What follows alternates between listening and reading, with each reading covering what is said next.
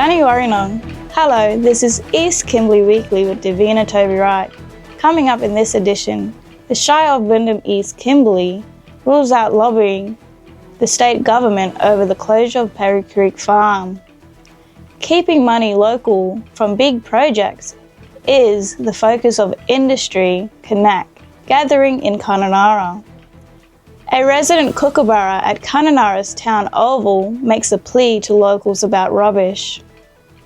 And I'll tell you about the EKFL Northern Division Finals, which is heating up this weekend.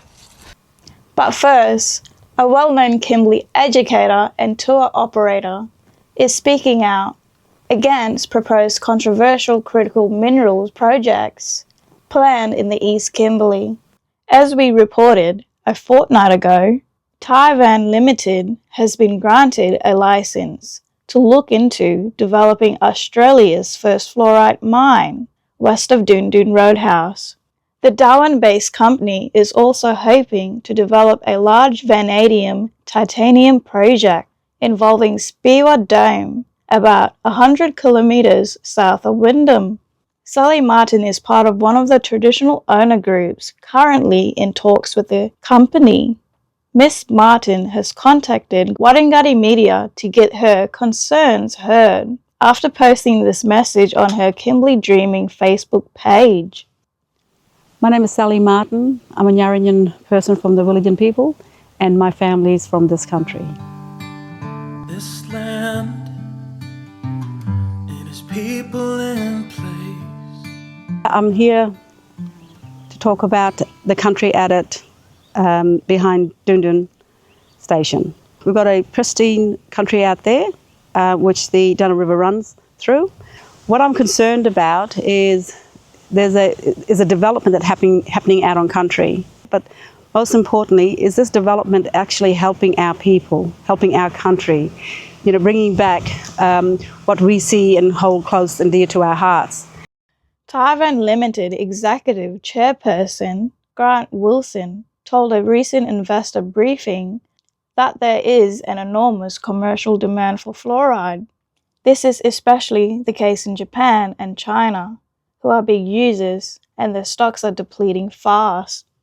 Fluoride is a critical mineral used in steel, aluminium, and chemical manufacturing, and in electric vehicle batteries. Grant Wilson told the briefing the company's drill program at Speewah began in May this year. This was after receiving cultural heritage clearances from the Kimberley Land Council. And Caravan will be conducting further drilling of 35 kilometres at Speewah. This picture was taken, I think, 2 weeks ago, and it shows, the scale of the works that are being undertaken.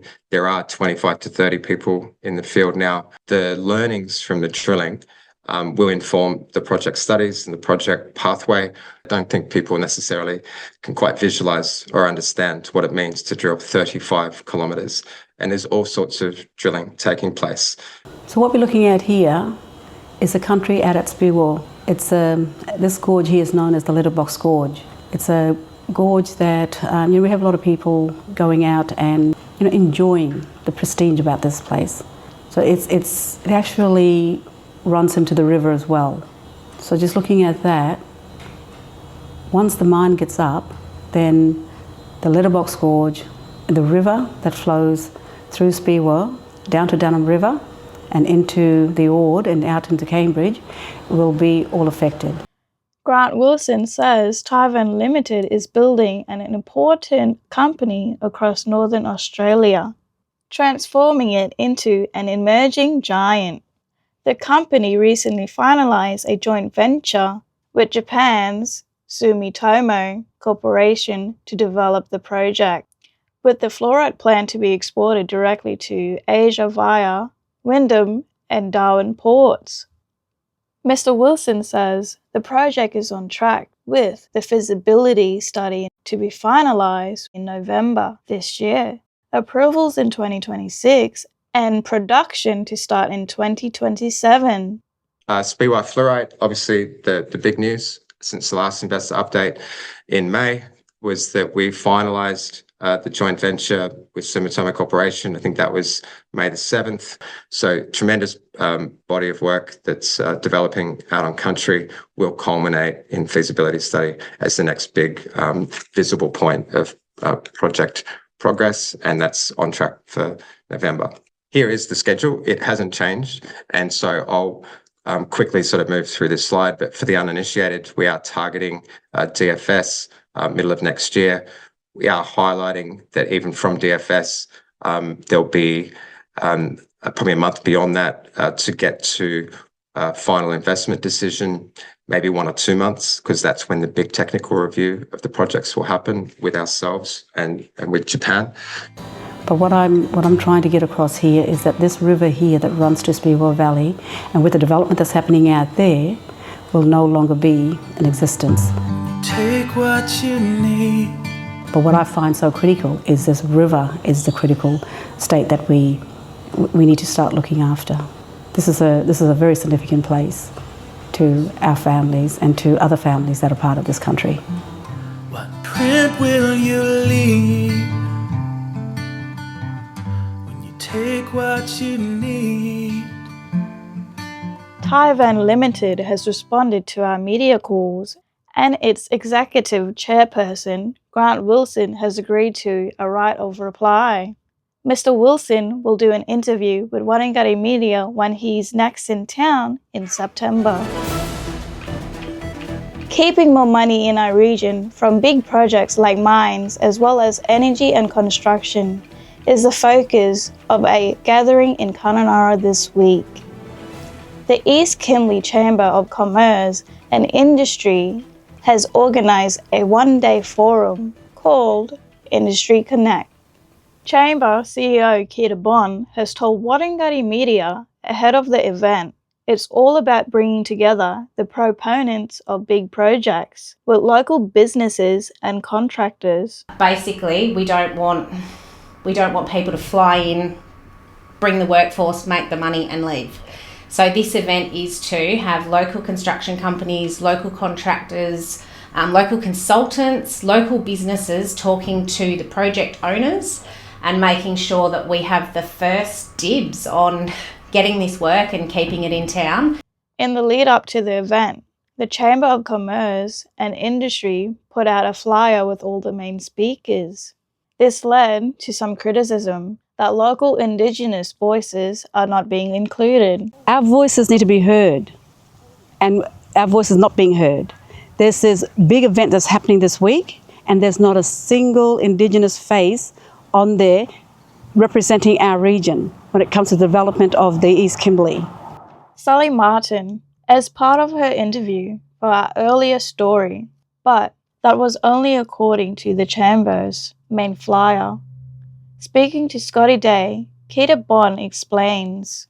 Sadly not a big involvement, but there is an involvement. So I mentioned Pollination Group, who are the Aboriginal Clean Energy Group partnered with Ballangara and MG Corporation.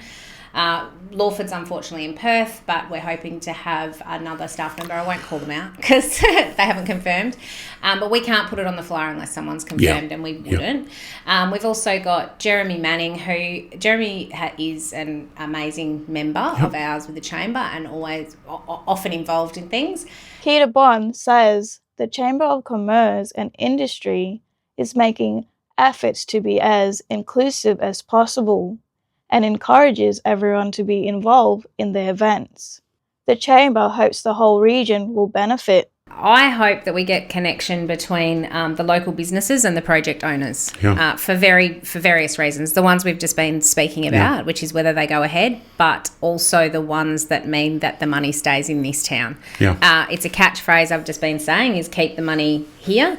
So that's what I hope comes out of it is just this local content that we're looking for in these big projects.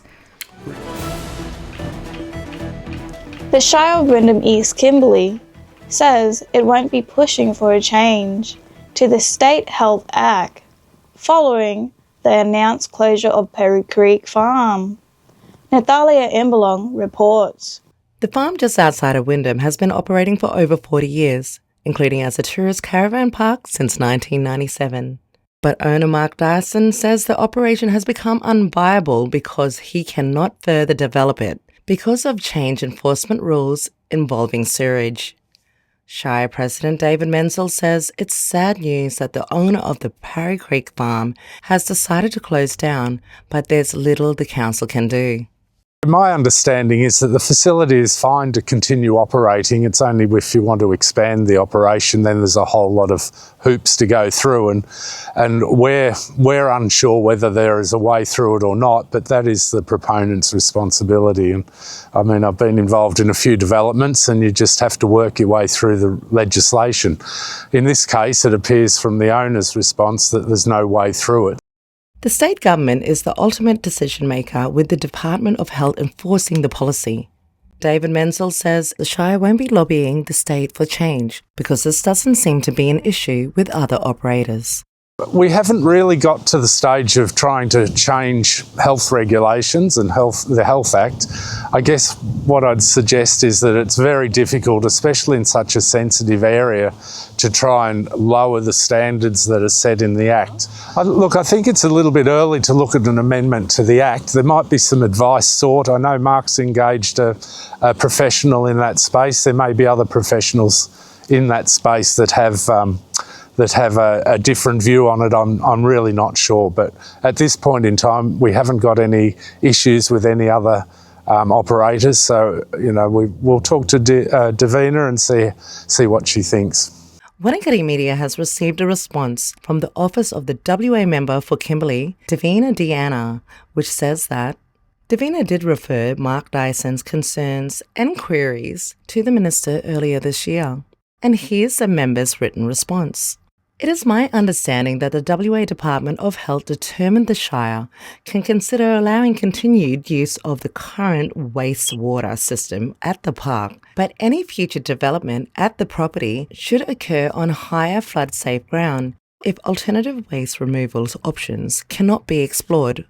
Parry Creek Farm Tourist Park is a highly valued tourist asset in the East Kimberley, and a commercial decision by the business owners to close the business would represent a significant loss to the region's tourism industry. A resident Kookaburra of Kununurra Town Oval has posted a plea to locals in one of our Facebook community notice boards following last week's EKFL Northern Division elimination final between the Crows and the Demons. The Kookaburra wrote, WTF? Can't you see a bin right here? Why unthoughtful humans make mess my country? The post went on to say, Please, I beg you, let's show our love of country by doing the right thing by country. The post was receiving huge support and reaction online before the Kununurra Community Notice Board group deleted it for violating group rules. The group says it's not a forum for debates, complaints, or political discussions. The Warringah media team has tried to make contact with the Kookaburra for a response, but we've been unsuccessful. It's time for sport, and the EK Northern Division Finals are heating up. Eric Cox Jr. reports. Thanks, Davina, and I'm here at Kununurra Town Oval. Sorry, Kookaburra, I'll have a word with them. But this was the venue of our great win over the Demons last Friday night. It was a hard-fought win in the end, and mean the Demons are out for this year, and my Crows continue our march. We now face the ladder-topping Port Wyndham Crocs, who lost to last year's premiers, the Ord River Magpies, in Wyndham last weekend. The Magpies go straight into the grand final again next week. In the women's, the Magpies play the Demons this Friday night in Kununurra. The winner will meet the Crocs in the women's grand final next Saturday. So it's really heating up in our EKFL competition. Make sure you come out and see the big games this weekend. My Crows versus the Crocs. Not here in Kununurra, but in Wyndham. Go the Crows! Thanks, Eric. And if you can't get to Wyndham or are watching this afterwards, check out the live stream on Warringati Facebook or YouTube page. And just for disclosure, on our previous Kookaburra story, that post was actually put up by a station manager following last week's live stream of the Crows versus Demons game. It was to try and raise awareness of caring for country, something we've been trying to do here at Warringati Media. Hey, you gotta respect them, they mirror country. Keep the country tidy one. Don't make a mess anywhere, like the mirror country. Always put them the rubbish lang a bin. If nothing, you take them what you want, like camp and put them in the bin. When you're on our country, you gotta respect our country. Because we love our country. Always was, always will be, the mirror country.